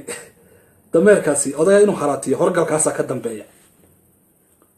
islaantaasi ama gabadhaasi isku go'day umusha ahayd, yani ilmihiiba way isku go'day, ilmihiiba yani taqaanaa wesaani bay u dhali kari weydayo way umul raacday. horgal hebel hadduusan ahayn dhakhtar bay heli lahaydoo maanta heblaayo maysan umul raacdeen baa la odhan. marka bulshadii waxaa ku dhacay jahwareer, howtulhamag bay noqotay. meelay u socdaan iyo meelay tagaan bay kala garan laayihiin.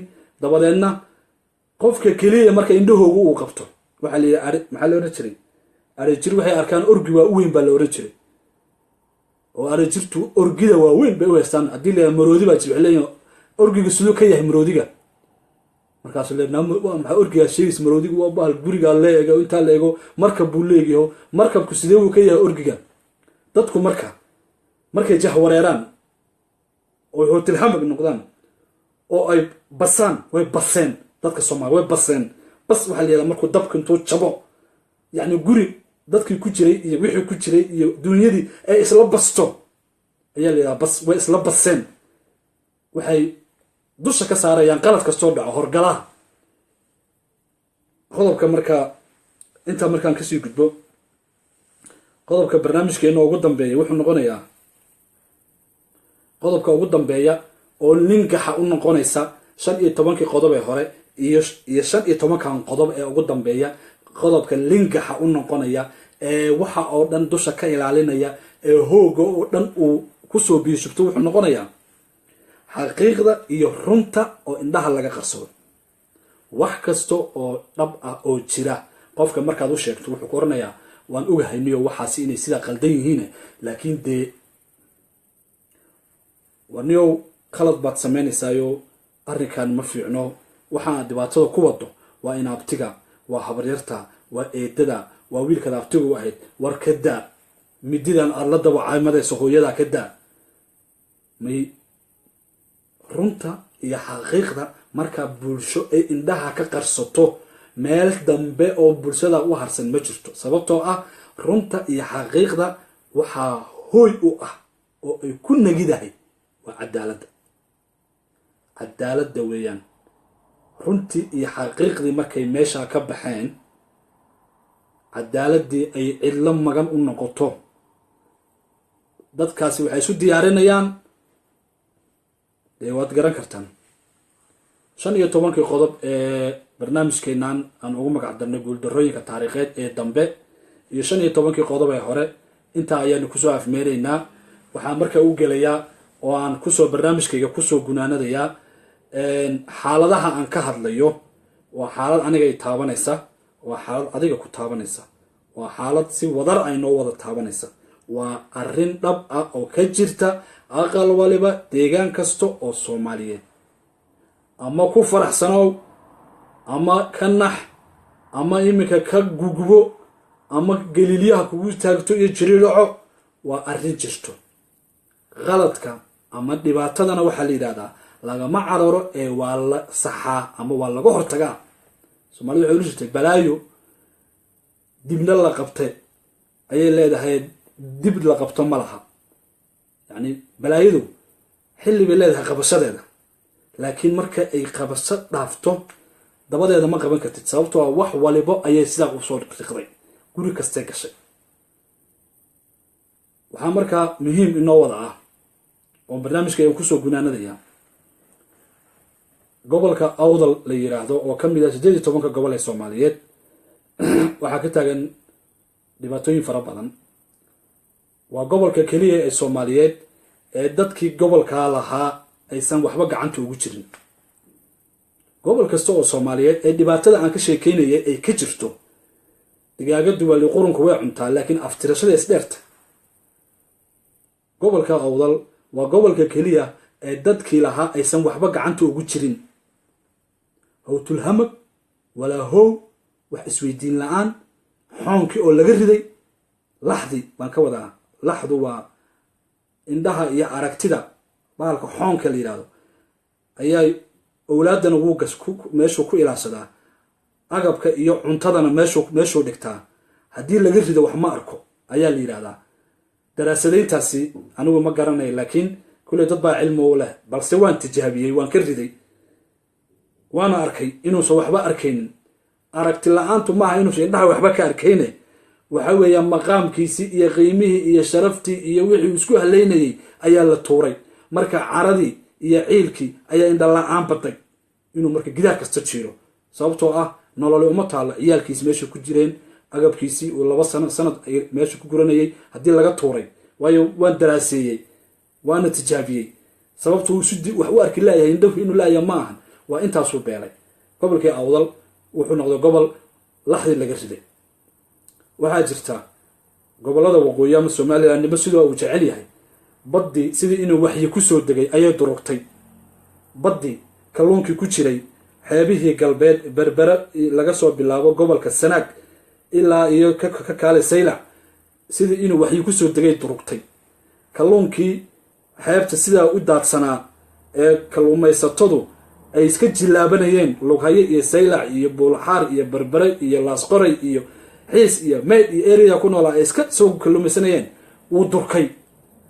hadday gudaha galaanna maraakiib waaweyn oo ila yiraahdo kuwaan ka sheekeynaya yiraahdo pirateska la dagaalamo oo beenaalayaal ah oo la qandaraasi la siiyey ayaa meesha jooga. baddi marka waxay inuu soo degay durugtay. dekadihii waa la kireeyay, waa ogtiina waa kuwan carab laga kireeyay. buurihii waa la farateystay oo buuraha ugu badan ee macdanta ugu badan kambeynka lagu galay iminka korneel muuse biixi iyo siilaanyo iyo gruubkiisa iyo ninkii la saylici iyo kambeynka ilaa waxaa la yidhi aaqiro ayaa meel la taga leh haddaan runta la sheegin aaqiraa meel la taga leh kambeynka saylici iyo gruubkiisa ay ku galeen waa kambeynka waa macdanta laga soo saaray buuraha siimoodi ee gobolka awdal degmada baki buurta ku taalla ee buuraha ku yaalla siimoodi la yihahdo macdantii laga soo saaray iyo buuraha libaaxley ee degmada boon oo isla gobolka awdal ah macdantii laga soo saaray weeye wax kambeynka lagu galay buur iyo bad waa la soo mariyey intii dehanna dadkii lahaabaa ku gabraartay oo haysta maanta waxaa socota sheeko kale oo ah banki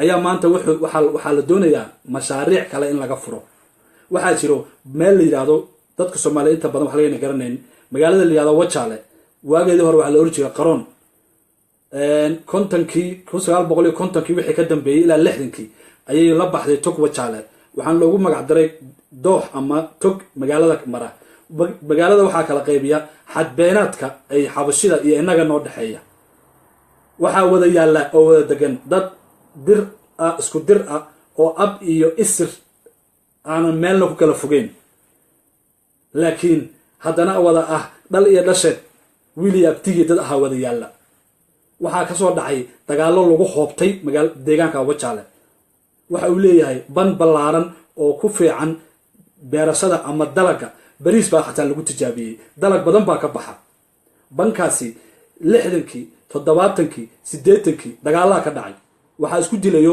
2 beelood oo walaalo ah oo dhal iyo dhasheed ah oo gabiley iyo dila ama wajaale iyo magaalo cad dadka degan ah dadkaasi waa dad bulsho ahaan aan u kala maarmin oo aanan meelna kala tegin laakiin raalli ahaada waa dad u nugul in markaa ay ka qayb qaataan dagaaladaasi lagu baaba'san yahay deegaankaasi aan ka hadlayo ee aan iminka sheegayo ee wajaale iyo nawaaxigeeda laga soo bilaabo meesha la yidhahdo bus iyo ilimaha iyo ilaa iyo meesha la yidhaahdo xooggan idhanka deegaanadaasi waa deegaano caan ku ah dalaga beeraha waxaa jira dowladdii kacaanka ama dowladdii soomaaliyeed labada beelood walaalaha ah markii ay dagaalo badan dhex mareen inay samaysay in inta labadii reerood beeleedba ka dhex qaatay deegaanka laisku hayo inay ka dhigtay dhul seera ah oo aanan cidna geli karin si loogu maara helo dagaaladaasi ama dhiig dama meesha ugu daato waxay gelinba heer joogto qarankii soomaaliyeed markuu baaba'ay somalilan waata tirigooni baan u goonay beerihii soomaaliyeed ee deegaankaa deganaa dee markii dowlad soomaaliya meesha ka baxday ilaa beerahani nin walba beer buu ku lahaa meeshan seeraha laga dhigay nin walba beertiisii uu qabsaday dagaallo kalaa ka bilowday oo lagu riiqmay dad badan oo agoomoobay ayaa joogo labada dhan ah dadka agoomoobaya waa wiili abtigi xaggana hooya ka barooranayso xaggana aabbaa ka barooranayo waa labadii wada dhalatay awlaadoodii weeyaan wax la isku dilayo garashada iyo caqliguna wuxuu keeni laayahay war beerahan way nagu filan yihiin siyaasigiyuusan naga faa'iidaysanine aynu wada beeranno oo aynu iskaashato noqonno dadkaasi qarni ka hor meeshaa wada degan waxay lahaayeen iskaashato isku xiran oo wax wada cunta oo wada duusha oo wada deegaan ah oo wax isu hambaysa maanta waxaa la leeyahay marka arrintaas markay halkaa marayso waxaynu la soconnaa xilligii ilaaha u naxariistay maxamed xaaji ibraahim cigaal oo ah nin maskax iyo waayo arag oo maskax badan ciidan buu keenay meeshaasi iyada ay laisku hayo wuxuu yidhi labada reereed isdilayo waan aqaanaa taariikhna waan u leeyahay cid kaloo ka faa'iidaysanaysa dagaalkoodana ma jirto arrintii halkii buu ku qaboojiyey ciidan buu keenay halkii baa lagu kala joogay daahir riyaalo kaahin baa yimid daahir riyaalo kaahin wuxuu qayb ka yahay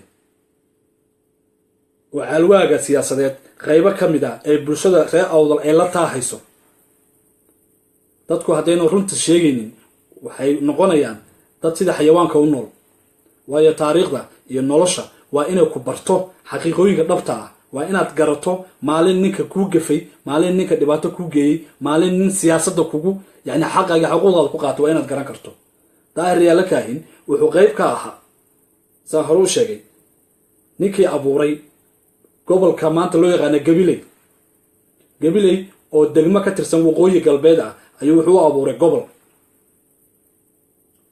gobollo degmooyin iyo gobollo badan oo kale uu sameeyey way jiraan laakiin tan waa tan xaaladda ay ka taagan tahay maanta aan rabana isdul taago mudane daahir yaala kaahin degmadii gabiley oo gobolka waqooyi galbeed ka tirsan ayuu gobol ka dhigay gobol marka la samaynayo waa inuu xuduud leeyahay waa inuu wax soo saar leeyahay waa inuu xaq iyo xaquuq shacabka gobolka ku nool ay kala helayaan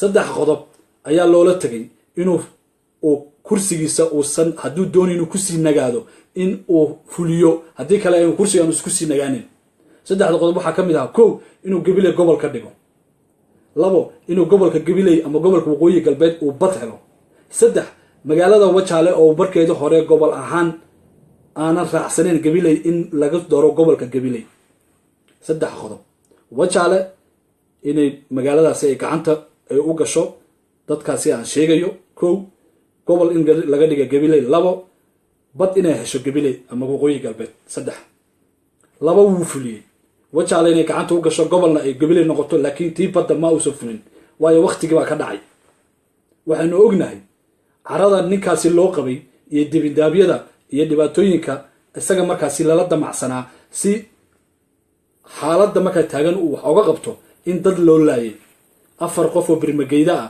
2 ganacsato iyo 2 aqoon-yahano oo magaalada Hargeysa ka yimid gabiley iyo dilo dhexdeeda inta loo galay in la dabxay oo la dilay ayaanu ognahay oo hantidoodan la qaatay waa taariikh xanuun badan oo dad badan oo reer awdal ah iyo dad badan oo Soomaaliyeed ay xanuunkaasi ay ogaayeen ayna soo taagnaayeen waxaanu ognahay taariikhda markii ugu horeysay Soomaaliya inay ka dhacdo dad la dilay in hilbahooda la googooyo waaxyaha jirkooda inta la googooyo jawaan lagu guro waa markii ugu horeysay taariikhda dhacdo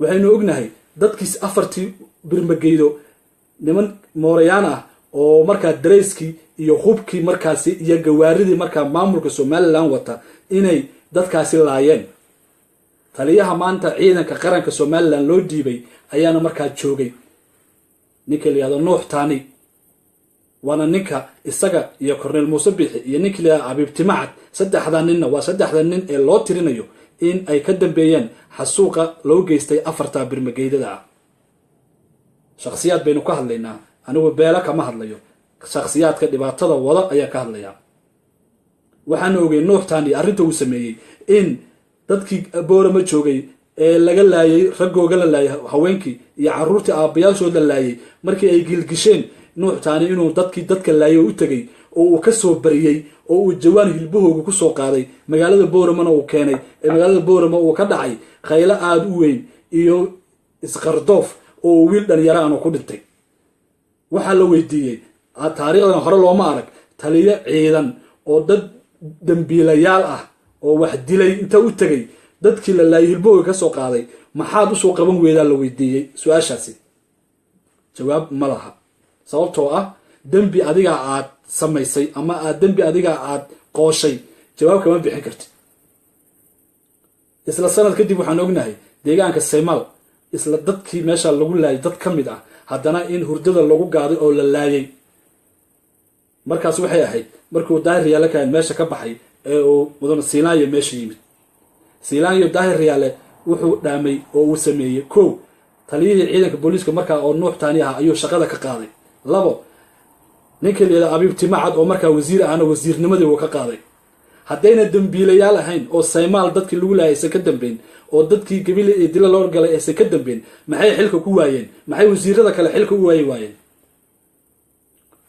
arrimahaasi iyo arrimo ka urku taala iyo uruga badan ayaa socda oo jidkaasi la isu gelaya oo la islaynaya waxaynu ognahay deegaanka Ceel Bardaale la yiraahdo dadkii walaalaha ay wada deganaa ee uliya diirkeed ahaa ee gol waraabo la isku oran jiray waxba qaran mayno reer Nuur iyo nimankii la Jibriil Bakar waxa la isku oran jiray iyo ciida gale gol waraaba la oran jiray 3 waaxood bay ka koobnaayeen waxay ahaan dad ul iyo diir ah oo wada degan oo isdhalay oo geshiga isa siiya oo jiilal baxa isa siiya oo dagaal taga oo walaalo ah oo aan waxba kala lahayn bay ahaayeen gol waraabe boqolaal sano jirtay gaasha buurta gol waraabe la yiraahdo ay ciida gale iyo jibriil bokor iyo renuur ay ka koobnaayeen gol waraabe maxaa lagu bedelay maanta waxaan ognahay dadkii deegaanka wada yaalay ee wili dhal iyo dhasheed ahayd ee wili abtigii ahaa ee gabadhii geeyaankeed ahayd inaysan istooyan ayaan ognahay ragga ka shaqaynayana waa kornel muuse biixi iyo nuux taani iyo abibti macad iyo qarxiye ninka la yiraahdo oo xagga dilka u qaabisan iyo nuur cawar xareed ninka la yiraahdo haddii la moodayo inaan la soo jeedin oo waxba la ogeyn wax kasta waan ognahay tallaabo kastana waan ognahay deegaanka jibriil oo bokor qofka ka dhinta wuu noo xisaabsan yahay waa qof annaga naga maqan waa qof dirkeenna ah waa qof dhiiggeenna ah waa qof dadkeenna ah oo naga maqan deegaanka qof ka dhintana waa sidaas oo kale maanta marka waxaa la wadaa dhibaatadii halkii in dib loo soo saaro sababtoo ah nuux taani sababta loo soo celiyey waa xaalad abuur iyo in dib loo soofeeyo dhiiladii sii baktiyeysay in dib loo soo agaasimo waxaa la yidhi waxaa la samaynayaa wax la yihahdo mashruuc danta guud ah mashruuc dan guud wax la yihahdo ma jirto sababtoo ah somalilan baan la wada lahayn nidaamkii somalilan ee dadkii u kala xaqsooraya haddaan la wada lahayn sidee dadku wax u wada yeelanayaan haddii la yidhahdo waraabe iyo libaax baa meel lagu soo wada xirayaa sidee ku heshiinayaan ma heshiin karaan laakiin waraabaha iyo libaaxu waxaa kala soofaya ama kala saarayo waa nidaam iyo inuu mid walba waxa uu leeyahay uu garanayo xaaladda marka maanta la leeyahay mashruucii wajaalaha dib loo soo saarayaa waa xaalad keeni doonto dhibaato keeni doonto waa xaalad dagaallo cusub abuuri doonto waa xaalad agoontii caruurta aabayaashood la laayay inay hubka qaataan sababi doonta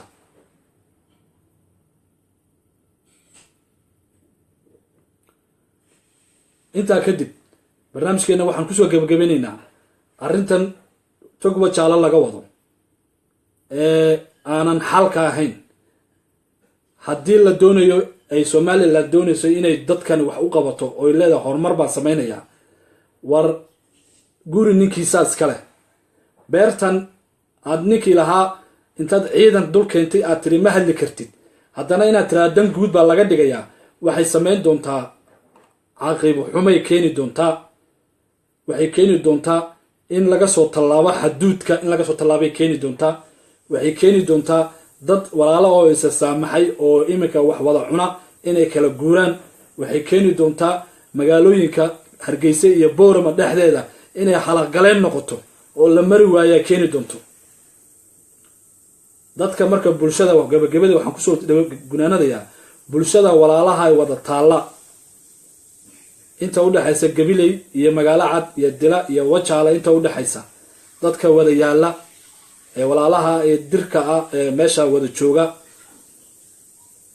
nuux taani iyo kornel muuse biixi iyo abibti macad iyo inta la midka ah waqti bay leeyihiin caruurtiina iyo awlaadiina iyo mustaqbalka dhulka u tura waad ogtihiin abaaraha kusoo noqnoqday deegaankaasi abaarahana waxaa keenaya waa colaadaha ay aloosayaan nimanka hargeysa fadhiya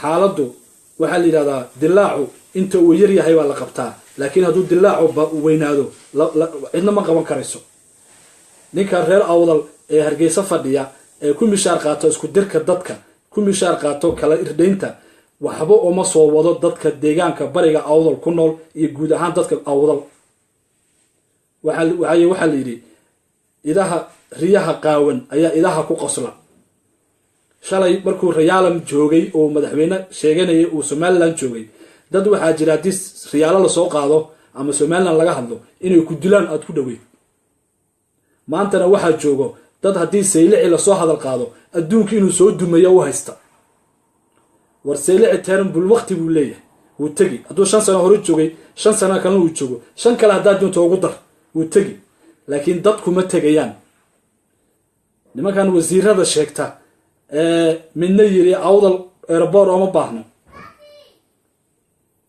midna yiri dadkani dadkeeni ma ahan intaaba war waa in laga meel laga soo wada jeesto ugu dambe waxaan kusoo gunaanadayaa haddaan arrintaasi meel aanan la hagaajin oon arrintaa halkeeda loo dayn oo beerahaasi dadkii lahaa aan lagala tashan waxay noqon doontaa arrin loo caalwaayo oo dib noogu celisa waxyaabihii aan kasoo gudubnay iyo dagaaladii sokeeye ee foosha xumaa ee aan wiil iyo abtigii ku weynay intaasaan idinkaga tegayaa wasalaamu calaykum waraxmatullaahi wabarakaatu